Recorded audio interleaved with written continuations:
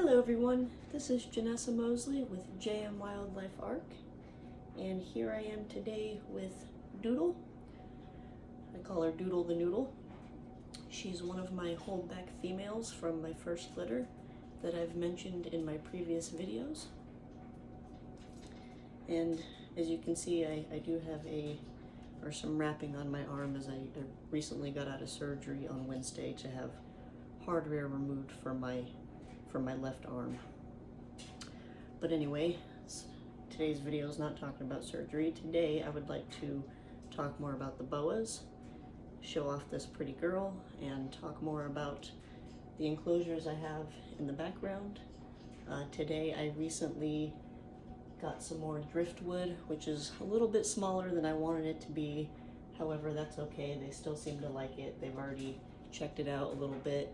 So I added some driftwood into each of the enclosures, and I also added some sphagnum moss, if I'm pronouncing that correctly, as I do have a hard time with words. The moss is really good with helping to keep the humidity in the enclosures. I find that the boas like to kind of go through it, just explore it. I find that it helps them shed with the humidity. I'd like to actually add moss in all of my boa enclosures here pretty soon. And then this girl right here, Doodle the Noodle, she's from my first litter, the 2024 May litter, and she's a female. Once again, she's one of my holdbacks. She is a possible super hypo call Sunglow. I'm thinking she's jungle. I don't know, so I'm labeling her as possible jungle. I'm pretty sure she's jungle though, just looking at her color and her pattern. And she is 50% het PK stripe, possible het for blood.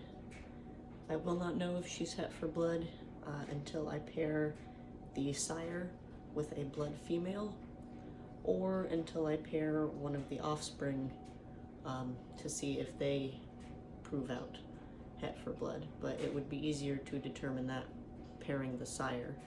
So he was the sire to her, and my first litter, Pancake, was labeled as a 66% double het blood call albino. He did prove out het for call albino, as you can see. She's a beautiful sunglow. Half the litter came out visual sunglows, half of the litter came out visual hypos or possible super hypos. So that means the dad did prove out to be super hypo, and he did prove out to be 100% het call albino. Now the mom, Aurora, she is not a visual blood, and she is not het for blood. So I do not know as of right now if any of these offspring are possible het for blood or not. Once again, I will not know until I pair Pancake or until I pair one of his offspring to see if they prove out het for blood. So today, too, I wanted to talk more about, once again, the enclosures. These are boa file enclosures. I myself picked them up locally from a friend. However, you can find them on the boa file website. I believe it's boafile.com. If you just Google boa file, it'll pop up. They have a lot of wonderful enclosures, a lot of different options you can choose from. At some point, I would actually like to add on to these. I can comfortably fit another 2 up there, so I would like to add either 2 more 4-footers or get a 5 or 6 footer to put underneath these ones, depending on how things go. Being that I breed boas and I'm constantly moving boas around, enclosures are moving around, it's almost like playing Tetris or musical chairs with boas. And that was another thing I wanted to talk about as well, is breeding. However, I'll finish talking a little more about these enclosures before I jump into another topic. So these are boa file PVC enclosures. They do have dividers, so I have 2 boas in each, 1 per space. So each boa has their own space. It's very important to always remember to keep boas separate. The only time boas should be together is when they're first born, before they have their first shed, and when they are being bred together. Other than that, they should always be kept separate. That's something important, whether you're a pet owner or a breeder. That's always something important to remember. So these enclosures have dividers. Once again, I like the PVC. It's easy to clean. It's lightweight, so it's easy to handle. They're easy to move. When I do need to move them, I'm a small person. I'm only about 5'2". And then another thing is I like how they stack.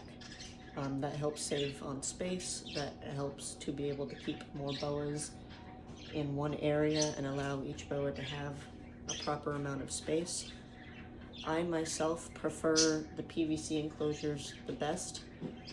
These are boaphile enclosures. However, I also have animal plastic enclosures, and I do have a vision enclosure too. That's actually in our bedroom, which our bedroom is our quarantine room. And that's another thing I will talk about as well later in this video, is it's always important to have a quarantine room. Whether you're a pet owner or a breeder, anytime you take in a new animal, in this case a new reptile, a new boa, you always want to make sure that they're on quarantine for at least 30 days.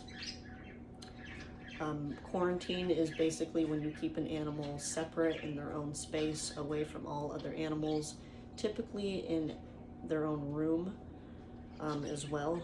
That way they don't spread any possible disease. If they have mites, if there's anything wrong with the animal, it does not spread to the remaining animals or the rest of the animals that you have. This is something that's important.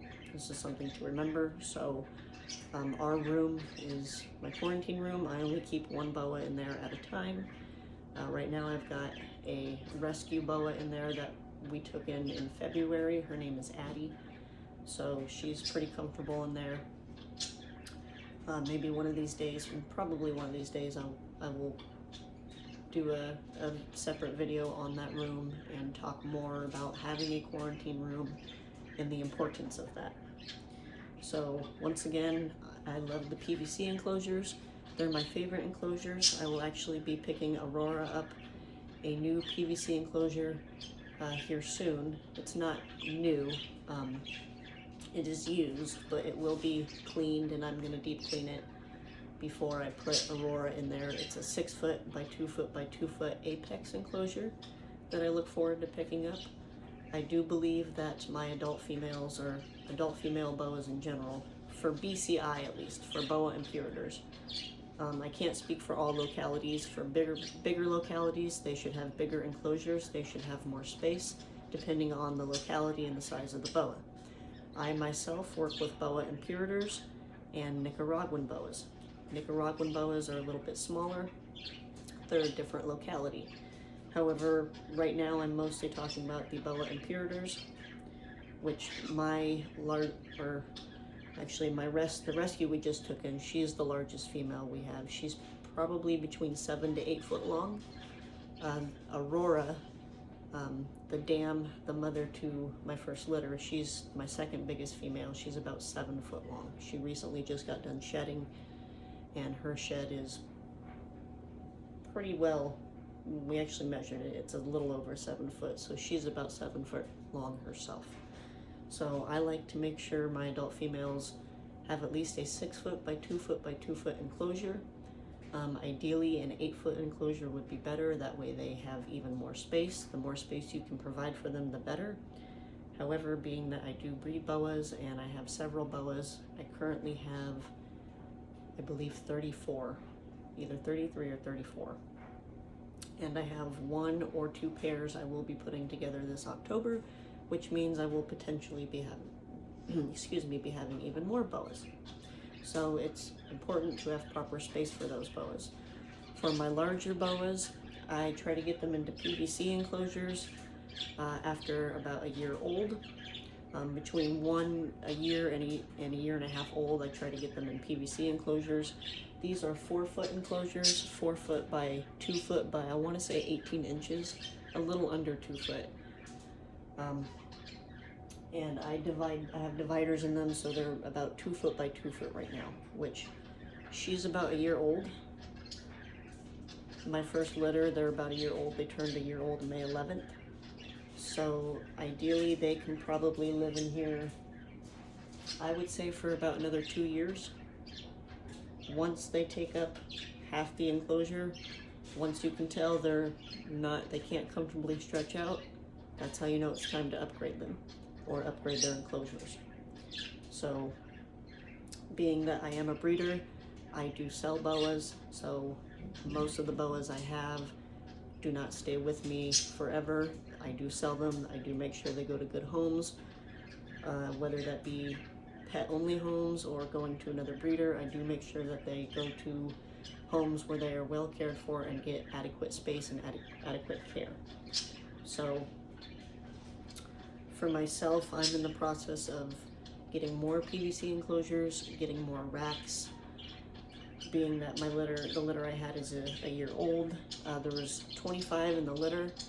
I still have 20 of the 25. I will be holding back at least 5 or 6 of those.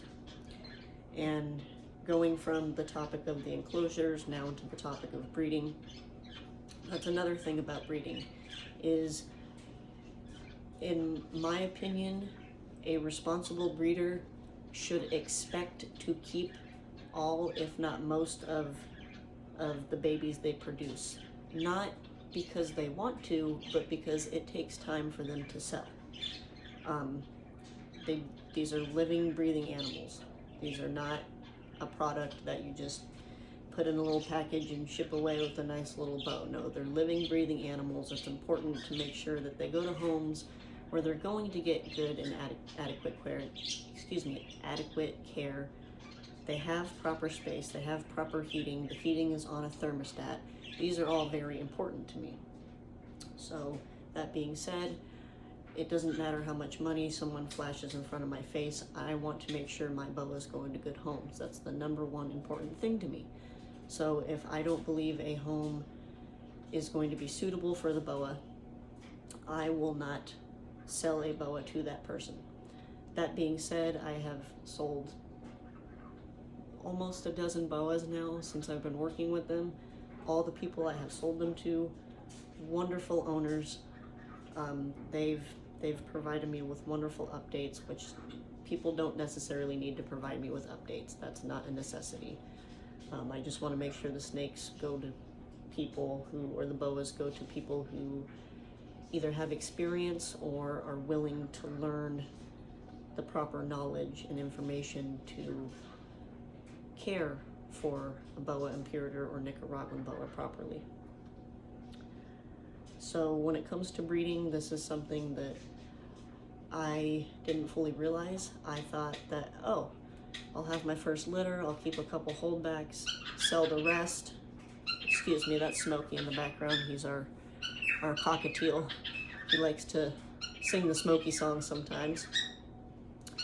But back to the topic of breeding, I thought most of my litter would sell within the first year, and I could turn around and use those finances to put back into the boas. Well, it's taken a lot longer to sell my first litter. Like I said, there was 25. I have 20. There's another female in here that will be going to her home. I'm not sure when, either sometime this month or sometime next month is what I'm thinking. And then the other boas I have are listed on my MorphMarket. However, I, as a responsible breeder, I need to make sure I house and care for these boas properly, whether or not they sell or do not sell. That is my job as a professional breeder. I do not want to breed boas and just sell them to random people or wholesale them, or my goal is not to quickly get rid of boas. My goal is quality over quantity. being that boas do have fairly large litters, there's always going to be a lot of boas. So quantity is always going to be an important thing to take into account. However, my number one goal is making sure the boas are happy and healthy. So quality will always come first to me. That's why I only plan on putting at the most 2 or 3 females. Excuse me, I only plan on pairing 2 to 3 females at a time per year. This year I will only be pairing 1 or 2. I've decided to actually wait to pair Waffles. I would like to give her another year and wait till she's 5 years old, which I will be making another video on Waffles. Someone actually made a really good comment and a good point with the first video I made showing Waffles, stating that my shirt was orange and she kind of blended in with my shirt, so it was really hard to see her natural colors. So what I'm going to do is take another video of her probably wearing this shirt or a darker color shirt so you can really see her true colors, which Waffles actually just got done shedding. So I'll probably be making a video with her most likely tomorrow. I really love to show off the boas after they've just shed. It really shows off their true colors and patterns. And I love this girl. She's super friendly. Almost all the boas, if not all of the boas from my first litter, are very friendly, very handleable. You can put them up to your face if you want to. I don't recommend doing that with every boa. You always want to make sure that you can read their body language, understand their body language, make sure that the boa is comfortable with you before you just go sticking them in your face. And even so, they're probably not going to like you sticking them in your face because we're quite bigger than them, so we could potentially make them nervous. To them, we are either predators or big walking trees. So it's always best to come off as a big walking tree and to just be mindful of their body language and their behavior. So with breeding boas, in my opinion, it's not about the money, it's about the passion, making sure the animals are happy, healthy, that they are kept in proper size spaces. I do keep my baby boas from newborns up to a year old in racks. And then after that, I do upgrade them to even bigger racks. I will have to take another video again showing the racks and getting the specific measurements. And then once the boas are about a year and a half old, for the ones I'm keeping, I try to put them in PVC enclosures. The ones I'm selling, I keep in bigger rack systems. They do have adequate space. I do make sure that they have adequate space. That is number one important thing for me. This girl's a year old and she's already almost 2 foot long, I would think.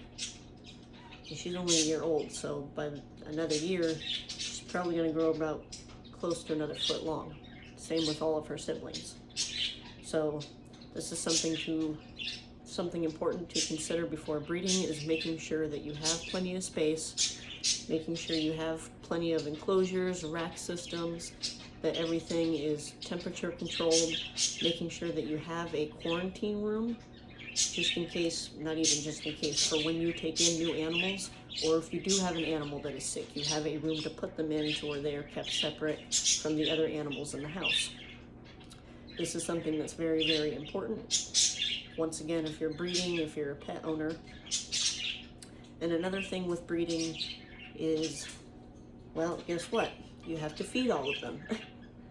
And I try to feed all my boas adequately. I do not like to feed them too quickly. I do not want to overfeed them to the point where they're obese. At the same time, I'm not going to slow grow my snake. I'm not going to feed them less often than they should eat. I'm not going to feed them smaller meals. So preferably, I like to feed a meal no bigger than the thickness of the thickest part of their body. So right now, all of my first litter, the yearlings, are eating frozen thawed jumbo mice. And as you can see, in my opinion, she's got a very nice body shape to her. You can see where this curve in the middle, where her spine would be. She doesn't have any fat rolls. She's not too small, she's not too big. I like to let them grow at their own rate. And she eats, her and her litter mates eat a frozen thawed jumbo mouse every 2 weeks. So I change their feeding schedule based off how big they are, based off how quickly they're growing, making sure they stay in adequate size and adequate weight. I do need to get a scale, that way I can actually weigh the boas and weigh their food and give more adequate or accurate measurements as far as proper sized food for what size a boa is. So that's something I will be looking into doing soon, is getting scales and weighing all the snakes, weighing out their food. Right now I've basically been eyeballing it and using the main rule of making sure that the food is no bigger than the thickest part of their body. Every now and then you can give them a little bit bigger of a meal, but I like to keep them on steady meals, the same size, and up the size of the meal as the snake grows. For them, they actually ate hopper mice every 10 to 12 days until they were about, I think, 8 or 9 months old, almost closer to a year. So you don't want to feed them too often. You don't want to feed them too big of meals. They actually do better if you feed them adequately and not too often. They're not dogs, they're not cats, they're not people. So she's a once again, she's a 1-year-old boa imperator. She eats frozen thawed jumbo mice every 2 weeks. And in my opinion, she looks great as far as her weight goes. She's very active, very healthy, very good temperament. And that's another thing. I myself personally feed frozen. Oh, sorry about that. I do not recommend feeding live unless it's for newborn boas that are having a hard time eating. The reason that is because when the boas get bigger and they start eating rats, if a rat bites the snake, or even a large mouse, if the large mouse bites the snake, they can potentially get an infection, and this can even become fatal. They can die and pass away from it. So I did mention this in one of my previous videos. These are topics I will probably bring up throughout my videos now and in the future, as I think these are important things to always remember and keep in mind. Whether you're a breeder or a pet owner, it's always important to make sure you give your boa adequate care. I'm having a hard time with that word today. So I prefer to feed frozen thawed. I myself get my food from Lane Labs. I've been getting my food from Lane Labs online for over a year. They've been wonderful. The food comes shipped very well. It comes shipped on time, sometimes even quicker than what's expected. The people from Lane Labs are very, very professional. They're good at communication. If you have any questions or concerns, you can always reach out to them via email or by phone. I prefer Lane Labs. It's what works best for me. They're based in Southern California. I'm in Northern California, and where I live, it's very hard to find mice locally, especially frozen mice and rats. So that's personally what I recommend. I would definitely look into what works best for you, whether that be getting locally or online. Always make sure you get from a reliable source where the feeders are good quality. You don't want any dirty, nasty feeders. You don't want any feeders that haven't been taken care of well. You always want to look into the source of the food that you're feeding your animals, that you're feeding your boas in this particular case. So that's another important thing with breeding, is having to feed all the babies, having to feed all the boas. I went from having, maybe about a dozen boas or so, to over 30 boas, because my female had 25 babies her first litter. I thought she was only going to have 5 or 10, if that, because I know that you never know if a female is going to have babies or not. So I wasn't even sure if she would have babies. So when she had 25, I was blown away. So yes, feeding all those boas. Feeding 30-something boas cost me anywhere between $200 to $400 every month or every other month, depending on the size of the feeder, how much I'm getting. So that's another thing to take into consideration, is the cost of everything. The cost to house the boas, the cost to feed the boas, the cost of electricity. These are all things you want to take into consideration. If you're if you're looking to get into breeding boas as a hobby, as a passion, then I definitely recommend doing some research. And if it's what you're really interested in, if you already have boas and it's something you know you want to do, go for it. If you don't have boas and you're unsure, I'd recommend getting 1 or 2 boas and seeing how you like working with them as pets before you get into breeding them. Breeding is not for everybody. As a matter of fact, breeding is not for most people. I myself probably wouldn't have gotten into breeding if I had known all the things that I had known now. Not because I don't love boas, but because it's a lot of responsibility to breed them and to be an ethical breeder and a responsible breeder. I hold myself to high standards. Not everybody does that. And to some that's okay, to others not so much, to each their own. However, for myself, I do hold myself to high standards, making sure that they are healthy, they are happy, and making sure that any snake that I do sell is healthy and happy when going into their new home. This is very important for me, is when I first got into the boas, before I wanted to breed them, making sure that my snakes, my boas, arrived to me healthy and happy was always #1 priority to me. So that's at the very least what I want to make sure I can, what I can provide for others as well. And I know I've kind of been doing a lot of rambling in this video. I mostly wanted to just talk about the enclosures and the driftwood and the sphagnum moss. However, I haven't made a video in about a week or 2, and I've just kind of been really wanting to talk about the boas and different topics and the different things that I've been thinking about and on my mind, and breeding has been one of them. I've had a lot of people inquire about my boas who have wanted to get into breeding, and a lot of the time they don't fully know what they want or what they want to breed. They have a lot of questions, and I always tell people to do research. Make sure you understand how much responsibility it is to breed before getting into breeding. If you're doing it just for the money, don't do it. This is a passion, this is a hobby, these are live animals. This is not something to make a profit or a quick buck from. So most of the finances I actually get when I sell a boa goes right back into the boas. Whether that be for food, enclosures, heating, so heat panels, heat tape, thermostats, substrate, foliage, so the driftwood, hides, water bowls. There's a whole list, not even to mention vet bills.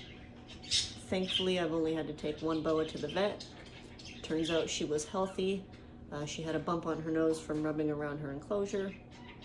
However, just for that exam, nothing else, all they did was an exam on her, was $150. So they told me if they needed to remove the bump, it probably would have costed either a couple or several thousand. And it was a high risk to do for that particular boa because she was a young boa. So they told me to keep an eye on the bump. I did. The bump healed, went away. They said everything else on her looks healthy. So we got really lucky on that. But if it ever came down to it, if it ever came down to a snake needing surgery or having an expensive vet bill, just like all my animals, I'm going to make sure that gets paid for, that they get their health that their health is taken care of no matter what. So once again, most of the finances I get from the boas goes back into the boas. That also includes getting other boas as well for my breeding projects, which hopefully at this point I shouldn't need to buy any more boas. There's one or two I might possibly be looking at for my red and sun dragon projects. However, I would really like to get to the point where I can start producing my own boas.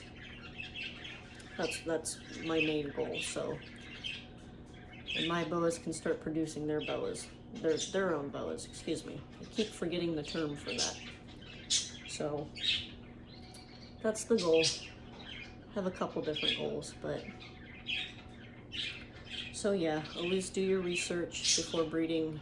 Make sure you look into all the responsibility that it involves. And if anyone has any questions or comments, feel free to reach out. Feel free to comment on my videos. I really love hearing feedback. I really appreciate the feedback. This is still quite new for me. I just started making YouTube videos as I really like to talk about the boas, and I drive my family a little bit crazy with how much I talk about them. So I thought that recording myself talking about them and posting them for the world to see would be a fabulous idea. And so far, for myself, it's been very therapeutic.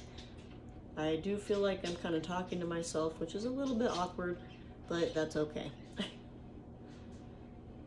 Have to learn not to be so shy somehow. So at some point, I think it would be really neat to be a public speaker and talk publicly about the boas.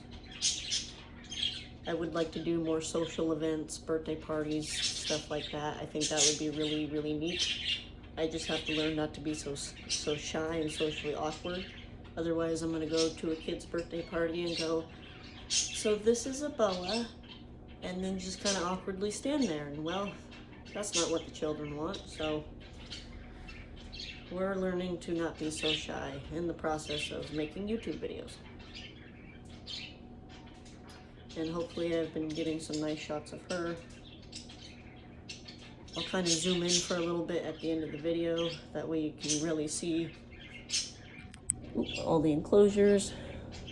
I'm bumping the phone over here. So I think that about wraps it up for today. Thank you everyone for watching. I really appreciate it. I appreciate you taking the time to watch my video, listen to my video, or videos. I will be making more in the future. Had to take a little break because of my surgery. Thankfully I'm starting to feel better, so keep an eye out for the video I'll be making of Waffles here soon. She just recently got done shedding, and her colors are just gorgeous. She's got a beautiful color saturation, and Waffles is the aunt to my first litter. She's the sister to Pancake, and Pancake's the sire. He's the dad. So they're from the same litter. So I'll do another video with her. I'll do more videos with the other boas, showing my other enclosures, and just going over different topics and different categories about the boas, boa care, breeding, enclosures, substrate, all kinds of stuff. So I know I've kind of gone over a lot of these things already in my previous videos. However, I'd like to continue to touch base on them more with the more I learn as well. I think it's important to keep an open mind. I'm not the type of person that just holds on to information and this is it, this is the information, let's stay in that habit. No, I believe in keeping an open mind and always learning as I go. No matter what position I'm going to be in, there's always more room to learn. There's room to learn, there's room for growth. This is something I'm a big believer in. That's another reason I love hearing feedback. I actually appreciate the, what is the word? Criticism. I can't think of the full terminology, but I appreciate the criticism. I appreciate any feedback. That way I know what to work on, what to talk about. Gives me more more things to think about and go over in my head as far as myself and the boas go. So once again, that about wraps it up for today, so I don't keep going on rambling. Thank you again, everyone, for watching. I really appreciate it. I hope you all have a wonderful, a beautiful, and blessed day, and I'll see you guys later. Bye, guys.